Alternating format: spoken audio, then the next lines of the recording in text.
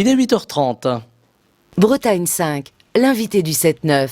Et ce matin, nous recevons le président du conseil départemental des Côtes-d'Armor, Christian Coy, qui est venu jusqu'à nous au studio de Bretagne 5, au micro de la matinale. Je l'en remercie. Bonjour. Bonjour. Et merci d'avoir accepté notre invitation alors que vous avez à peine fait votre rentrée, hein, c'est tout récent. C'est tout récent, c'était lundi dernier, la rentrée officielle, après la séance d'installation qui s'est déroulée le 1er juillet. Voilà. Alors, donc je suis encore dans le cadre des 100 jours de grâce. Voilà, le fameux état de grâce. Alors Christian Coy, vous êtes nouveau président du département, vous avez été élu en juin dernier hein, lors des élections départementales. La gauche est revenue au pouvoir dans les Côtes-d'Armor, vous la représentez. Est-ce que ça va changer beaucoup de choses au niveau du département, au niveau de la gestion du département? Eh bien écoutez, d'abord dire que si la gauche a gagné, c'est parce qu'elle était unie.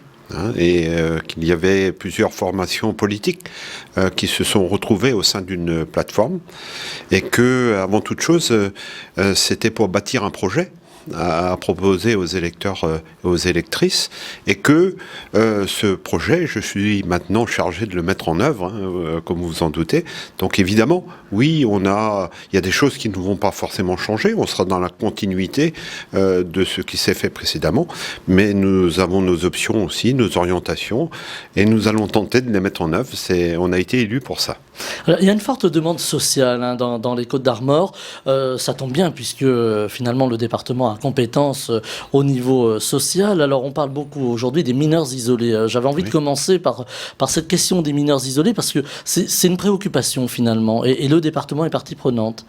Oui, évidemment, hein, puisque le département accueille autour de 300 migrants non accompagnés, donc 273 sur les derniers chiffres au 31 août. Et parmi eux, nous en avons une partie qui sont des mineurs et d'autres qui sont des majeurs. Mais c'est pas pour autant qu'ils ne sont pas accompagnés. Voilà, hein, il faut faire la nuance entre les deux. Donc on a en gros 120 mineurs et donc 150 majeurs. Et donc sur les mineurs, on assiste à une petite augmentation ces derniers temps, vu de ce qui se passe dans des contrées comme l'Afghanistan, par exemple. Et donc arrivent dans les Côtes-d'Armor des migrants qui proviennent je dirais, du dispatching au niveau de la France. Dans le cadre d'accords internationaux. Et donc là, on a accueilli 5 migrants qui viennent de Grèce, des Afghans, récemment, et on va encore en accueillir 6.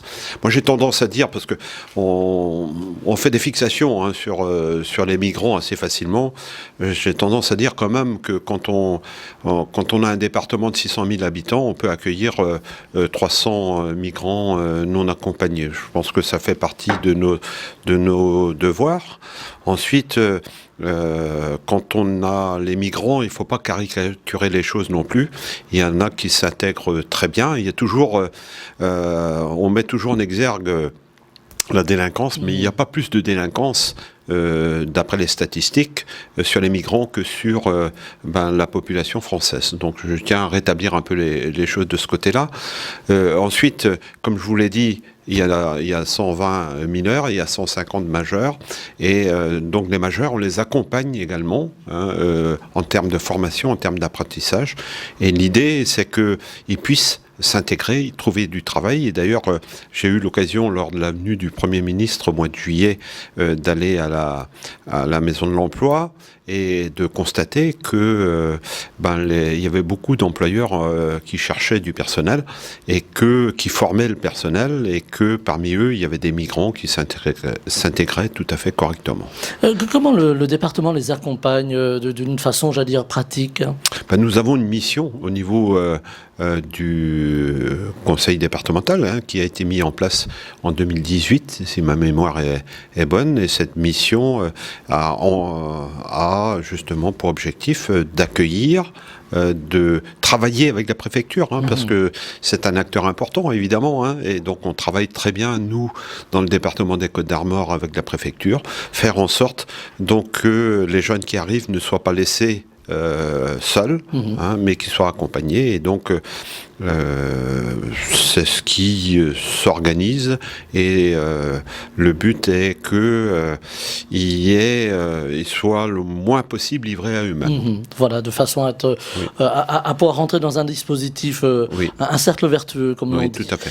Alors, toujours au niveau du social, Christian Coy, il y a aussi cette précarité, on l'a vu, il y a eu des crises sociales, on pense aux Gilets jaunes, on a eu de la pandémie qui n'a pas arrangé les choses. Aujourd'hui, l'augmentation du carburant, bientôt de l'énergie, du gaz, beaucoup de choses qui interviennent. Comment le département aide aussi les plus précaires? Je vous en prie, je vous en prie. Alors le département a pour première compétence l'action sociale, évidemment, et s'efforce d'être au rendez-vous des demandes qui lui sont faites. C'est vrai qu'aujourd'hui, on a encore des sujets qui sont sur la table, comme l'augmentation du prix de l'énergie, qui va poser des difficultés dans de nombreux foyers. Pardon. Je vous en prie. Le Premier ministre allait intervenir sur ce sujet-là ce soir. Mais au niveau du département, nous avons 5 maisons du département qui sont des lieux de proximité quand même pour les usagers, et qui nous permettent de les accompagner. Alors on a des dispositifs comme le fonds social logement qui concerne toutes les dépenses d'énergie qui sont là pour ça, mais il y a des problématiques puisque vous le savez qui vont se poser à nous également. C'est la réforme de l'assurance chômage qui va rentrer en application dans 2 jours. On en parlait ce matin dans la revue de presse, entre autres. Voilà, le 1er octobre, et qui va faire que un certain nombre de personnes vont se retrouver dans la précarité, car moins soutenues, puisque ce sont tous les contrats à durée déterminée d'une manière générale. Et ce que l'on craint, nous, c'est que ces nouvelles dispositions-là entraînent vers le RSA un certain nombre de personnes, et donc pour le département, de nouveaux allocataires qu'on va devoir prendre en charge. Oui, parce que rappelons pour les auditeurs que c'est le département qui verse le RSA. Oui, c'est le département qui verse le RSA, en effet. Alors, justement, cette précarité, là aussi, est-ce que le département a des dispositifs, outre le RSA et les aides pécuniaires, allais-je dire, est-ce qu'il y a aussi d'autres dispositifs en lien, par exemple, avec Pôle emploi, en lien aussi avec les réseaux d'entreprises, parfois? Oui, alors...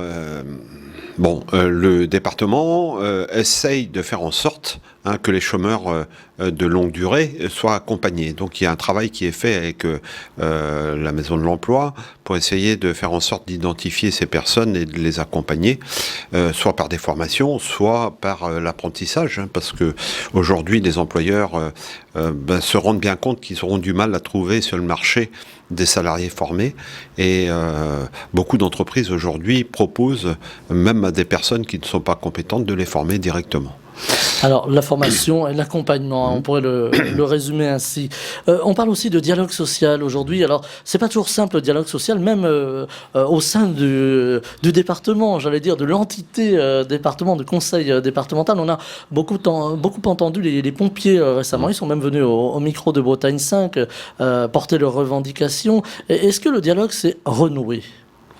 Alors en tout cas, on donne des signes en ce sens-là. Et ma première démarche, une fois élu président au 1er juillet, ça a été d'aller à la rencontre de personnel, et je vais continuer ce que j'ai fait, je vais continuer à le faire, puisque je suis allé dans une maison départementale du département à Saint-Brieuc, en direction des travailleurs sociaux, leur dire toute leur importance et le dialogue apaisé que l'on voulait construire avec eux.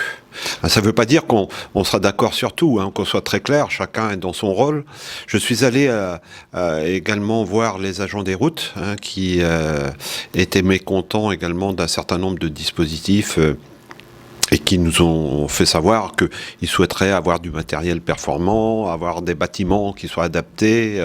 Donc j'ai entendu cela, évidemment, et je peux vous annoncer que la prochaine session qui va se tenir au mois de novembre verra une ligne budgétaire majorée sur le renouvellement du matériel. Donc ça, c'est des petits signaux que l'on envoie, mais mon premier vice-président qui est en charge des ressources humaines et du dialogue social travaille, Jean-Marie Beignet, donc travaille d'arrache-pied pour faire en sorte que le dialogue social soit meilleur qu'il n'était. Je ne dis pas qu'il était absent, je dis qu'il était défaillant.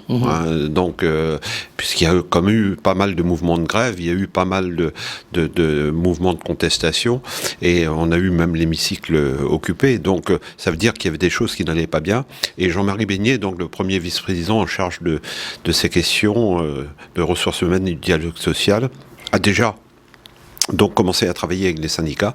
Et il y a des initiatives qui vont être prises dans les semaines qui viennent, justement pour travailler sur un certain nombre de sujets de manière à renouer le dialogue social. Voilà. Il y avait une grande attente, hein. La gauche revient, Oui. on va pouvoir parler. Oui, eh ben, c'est important, et pour moi j'y attache beaucoup de prix, et j'essaye de montrer l'exemple en tant que président du conseil départemental, et mes consignes vis-à-vis de l'exécutif sont très claires sur ce sujet-là. Je veux qu'on se parle, et puis je pense que c'est important que les salariés, on leur envoie quelques signaux pour leur montrer qu'ils sont importants dans le dispositif que l'on a. Et quand on a 3200 salariés, comme c'est le cas du département, évidemment, on doit s'attacher à faire en sorte que le dialogue social soit le plus fluide possible.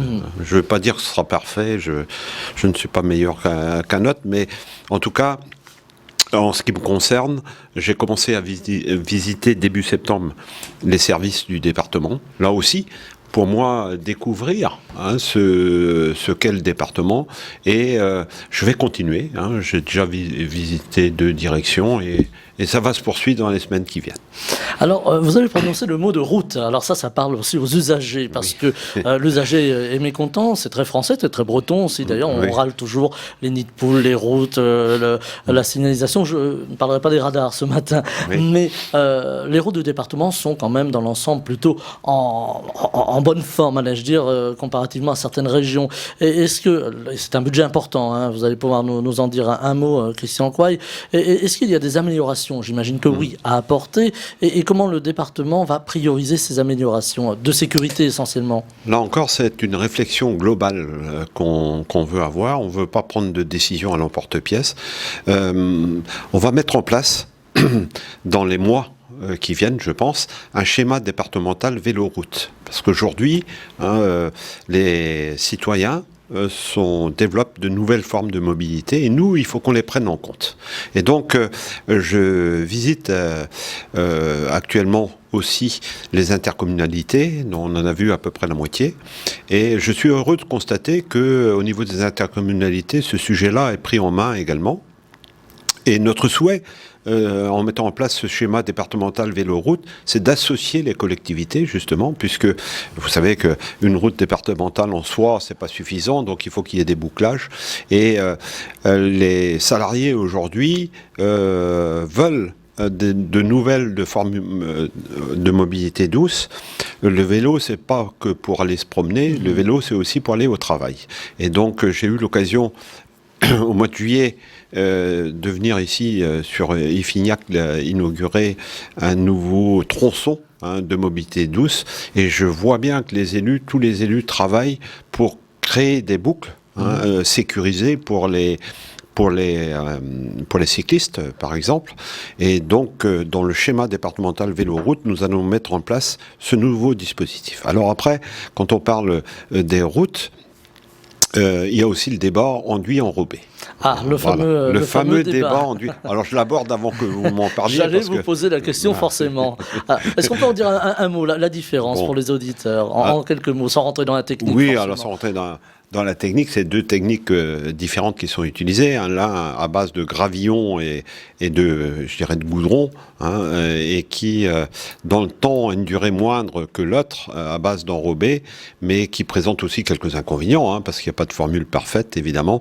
Mais les usagers préfèrent avoir de l'enrobé pour pouvoir éventuellement rouler plus vite que d'avoir de l'enduit, évidemment, qui freine un peu leurs ardeurs. Donc les 2 techniques sont utilisées et continueront à être utilisées. Cependant, l'idée, c'est de mettre en place un groupe de travail qui définit bien quand on utilise la technique de l'enduit, quand on utilise la technique de l'enrobé, et que ce soit un dossier partagé entre tous les élus, déjà d'une part.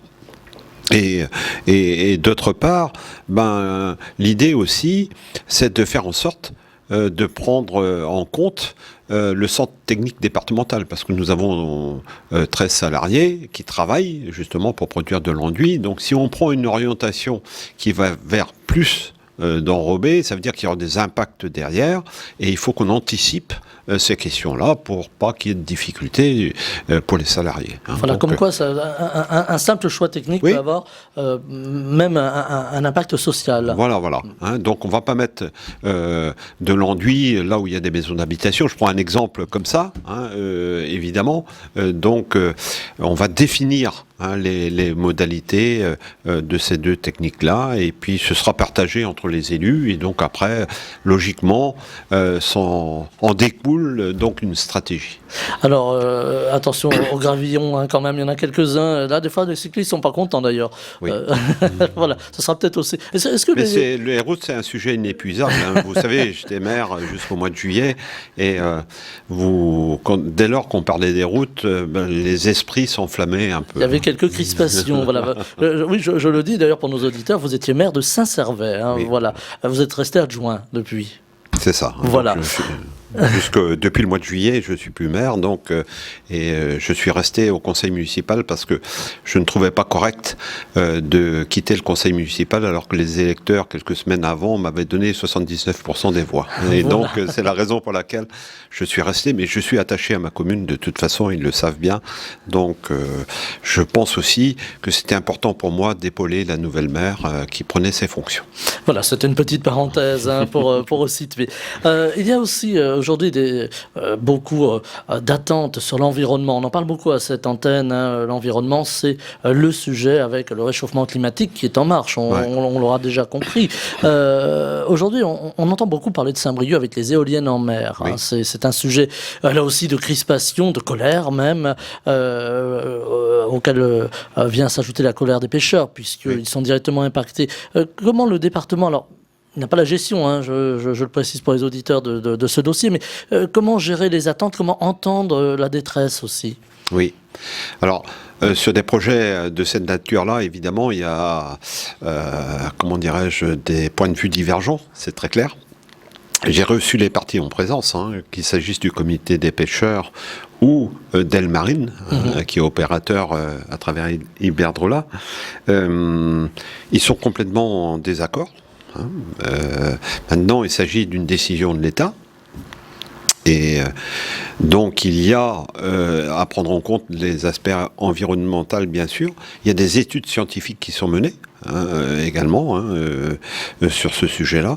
Donc, nous, au niveau du conseil départemental, on n'a pas de décision sur le sujet. Vous l'avez dit il y a quelques instants. Cependant, moi, j'ai tendance à dire que le projet est engagé aujourd'hui et, de mon point de vue, il se fera. Avec retard peut-être, je ne sais pas. Bon, je lis, j'écoute ce qui se fait. En tout cas, pour ce qui concerne le département, il y a un dossier qui touche à l'éolien en mer et sur lequel on va devoir se positionner, c'est celui du port de maintenance.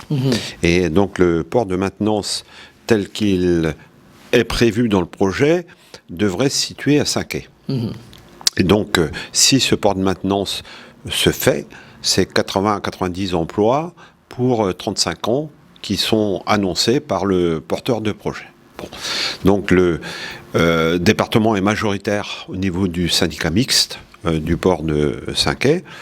Et à un moment ou à un autre, on va donc devoir dire oui ou non à ce port de maintenance. Et de mon point de vue,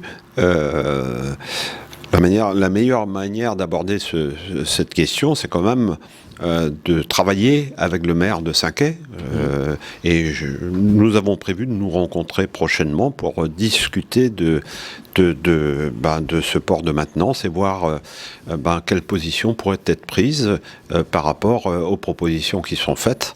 Et là, effectivement, on aura un pouvoir de décision.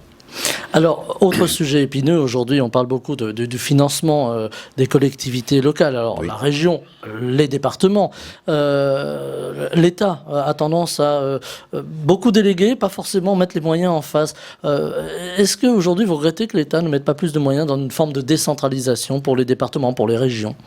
Alors moi, déjà, si vous voulez, avant d'en arriver à ça, je pense qu'il va bien falloir qu'on ouvre un dossier, c'est celui des ressources des départements, parce qu'on a des compétences, et des compétences sociales qui sont très coûteuses, et en face, on a des ressources qui sont basées sur les ressources économiques, c'est-à-dire qu'elles sont sujettes à variation. Et jusqu'à cette année, on avait un pouvoir de taux sur le foncier bâti, maintenant c'est plus le cas, puisque ça a été transféré aux communes, et à la place, on a de la TVA. Donc la TVA, c'est très bien quand tout va bien, quand l'activité économique est au rendez-vous, mais s'il y a un retournement de conjoncture, on va se retrouver dans une situation où on va devoir assumer des compétences avec des moyens financiers qui vont être en baisse significative. Et donc moi, je plaide pour qu'il y ait des discussions qui sont engagées avec l'État, avec le gouvernement, avec l'ADEVA, l'Association des départements de France, et donc les départements, pour trouver un consensus sur un minimum de ressources garanties pour les départements. Et en fonction de ça, déjà, une fois que ça sera fait, on pourra exercer nos compétences dans de bonnes conditions. Voilà. Mais le travail va être long et il va falloir convaincre. Le travail va être long, pas forcément. Si tout le monde se met autour de la table et tout le monde est animé des mêmes intentions, de toute façon, qu'est-ce qui va se passer autrement si on ne le fait pas ? Qu'est-ce qui va se passer ? On ne pourra pas laisser les personnes attributaires de décisions sans avoir les versements auxquels ils peuvent prétendre. Donc si les départements ne sont pas en mesure de les verser, il faudra bien que l'État vienne combler. Donc autant qu'on se mette d'accord sur une stratégie ça me semble être plus responsable, et en tout cas ça me semble être une stratégie de moyen terme qui sera plus payante pour tout le monde. Alors, il y a aussi la question qui fâche. Est-ce que le département doit perdurer ? On entend des voix, souvent d'ailleurs près des échéances électorales, pour dire oui, le département c'est obsolète, il faut une région sans département, peut-être avec des pays, etc. Quelle est votre vision, vous, Christian Coey ? Les pays, déjà, je vois que c'est en train de disparaître, puisque vous évoquez ce sujet-là, et que la région traite directement avec les intercommunalités. Moi, je trouve que c'est une très bonne chose, que cette relation directe. Ensuite, sur le département, on peut tout imaginer, moi je suis fermé à rien. Ce que je constate, et je suis élu depuis un petit bout de temps quand même, c'est que personne n'accourt pour prendre les compétences sociales. Parce que on sait ce que c'est très chronophage et c'est très consommateur également de deniers publics. Donc aujourd'hui, la question qui se pose, si on modifie les choses, c'est de savoir comment on se situe par rapport à l'usager, au plus près de l'usager. Parce que quelqu'un qui a besoin d'être aidé, il ne veut pas avoir à faire 30 ou 60 km parce qu'on aura fait une réforme institutionnelle. Donc pour moi, la meilleure façon de faire, c'est déjà de réfléchir à un mouvement de décentralisation, de déconcentration des services, et à ce moment-là, on peut mettre en place en effet une nouvelle organisation, pourquoi pas. On me dit pourquoi les compétences sociales ne pourraient pas être exercées par les intercos. Mais si elle est exercée, on a 8 intercos dans le département, et si elle est exercée de 8 manières différentes, croyez-vous qu'on aura gagné au bout du compte ? Donc ça, c'est une question qui est très importante. Moi, ce que j'ai vécu, c'est qu'on a diminué le nombre de régions, de manière significative. Et aujourd'hui, dans certaines régions, les gens sont un peu perdus. Quand on parle des Hauts-de-France, les Picards, ils nous disent « moi je suis Picard, je ne suis pas des Hauts-de-France ». Quand on est en Bretagne, on sait, là c'est très bien organisé, on sait où on est. Mais ce que j'observe, c'est que quand le nombre de départements de régions a baissé, on nous avait annoncé 200 millions d'euros d'économies. Aujourd'hui, les économies ne sont pas là, et je pense que les gens s'y perdent un peu, au niveau des territoires. Puis on imagine de grandes régions, on pense à l'ancienne région Aquitaine qui est devenue immense. Il y a aussi, il faut être présent sur le territoire, le service public, le département doit être présent sur les territoires en l'occurrence. C'est ça, c'est ce qui est important. Pour moi, c'est un service public de proximité qui doit primer, et donc qu'il y ait des modifications d'organisation, parce que on a eu à l'occasion de la campagne électorale là, de débattre de la Bretagne à 5 ou de la Bretagne 5 départements qui intègrent aussi la région. Tout ça, c'est possible comme élément de discussion, mais moi je suis très attaché à ce qu'on soit au plus près des usagers. Alors il nous reste 2 minutes, Christian Coy, ça va très vite le matin. 2 minutes pour parler de politique. Alors un petit peu au-delà du département, les élections présidentielles et législatives se profilent à l'horizon. On sent que ça se tend, on sent que dans un climat, on va dire assez délétère, assez compliqué, on voit poindre aussi des envies de changement, et puis changements qui vont quand même plutôt vers l'extrême droite. Est-ce que l'homme de gauche que vous êtes s'inquiète de cette situation ? Moi, je pense qu'aujourd'hui, le citoyen n'a pas encore la tête aux élections présidentielles. Ce que j'observe, c'est qu'il y a des candidats qui sont fabriqués de toutes pièces par les médias. On parle de Zemmour, par exemple. On n'avait pas prononcé le nom. Non, mais moi je le prononce, donc il n'y a pas de difficulté. Donc cette candidature-là est portée par les médias aujourd'hui, mais n'a aucun enracinement local. Donc je pense qu'il faut raison garder et attendre de voir ce qui va se passer au niveau des formations politiques. En ce qui concerne notre formation politique, les choses sont claires. Et ce que je regrette, très clairement, c'est l'émiettement des forces à gauche, des forces politiques à gauche, parce que ça n'apporte rien de bon, et je crois qu'on n'a pas encore tout compris. Alors, il y a quand même eu une grande avancée ici dans les Côtes-d'Armor qui vous a permis de gagner finalement. C'est le regroupement des forces de gauche. Il y a eu dialogue, alors ça n'a pas été facile, on l'aura bien compris, mais voilà, il y a eu ce dialogue qui a conduit à une gauche unie, à l'exception de la France Insoumise et de l'UDB. Est-ce que vous plaisez à rêver, Christian Coy, que ça se fasse aussi au niveau national ? De toute façon, si ça ne se fait pas, on est encore parti pour faire un mandat dans l'opposition. Et en ce qui me concerne, au niveau du département, j'avais toujours dit qu'il fallait partir avec une gauche la plus unie possible si on voulait gagner. C'est ce qu'on a fait. Et je pense que ce qui s'est passé dans les Côtes-d'Armor devrait servir d'exemple au niveau national, mais j'ai quelques craintes. Vous avez quelques craintes quand même. Vous avez dit, on va terminer là-dessus, ma philosophie d'action durant ce mandat sera basée sur un triptyque simple, volonté, transparence et sérénité. C'était en préambule, en ouverture de séance. Ça va être votre ligne de conduite. C'est ma ligne de conduite et j'essaierai de ne pas me départir de ce triptyque. Eh bien, je vous remercie Christian Coy d'avoir été avec nous en direct ce matin au micro de Bretagne 5. Je rappelle que vous êtes président du conseil départemental des Côtes-d'Armor et adjoint désormais à la mairie de Saint-Servais. Voilà votre vie, votre commune, chère à votre cœur. Merci infiniment d'avoir été avec nous en direct ce matin. Belle journée. Merci. Bretagne 5 matin, le 7-9, Stéphane Hamon.